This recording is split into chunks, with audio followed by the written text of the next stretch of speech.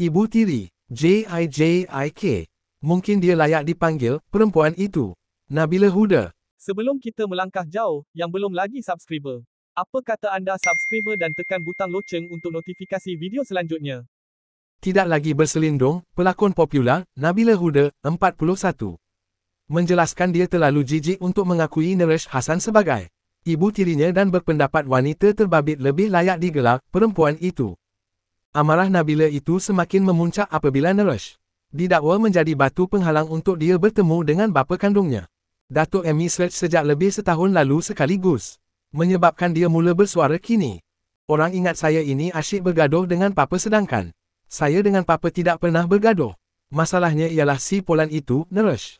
Ibu tiri, siap itu. Saya rasa jijik nak dengar status itu, ia sangat menjijikkan. Saya minta maaf, saya rasa nak muntah dengar status itu.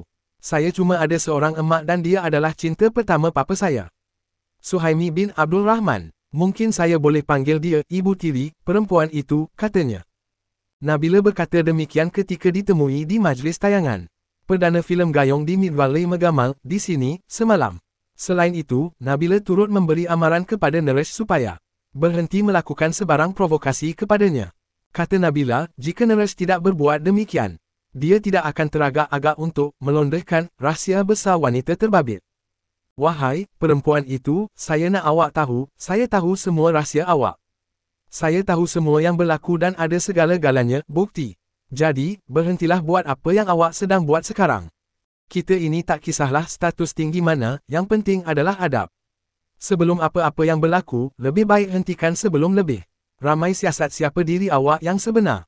Siapa makan cili, dia terasa pedas. Sepandai-pandai tupai melompat, akhirnya jatuh ke tanah juga.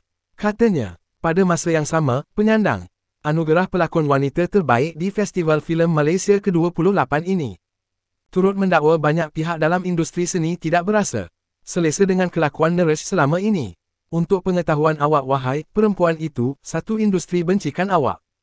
Semua orang tak selesa dengan awak, tapi macam saya kata, awak ada peluang lagi untuk perbetulkan keadaan.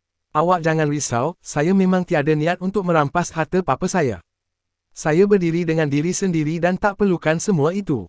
Saya cuma perlu untuk menumpang kasih seorang ayah sahaja. Kenapa susah untuk awak terima, berhentilah untuk cemburu. Buanglah sikap busuk hati, kita ini hidup sementara sahaja. Katanya.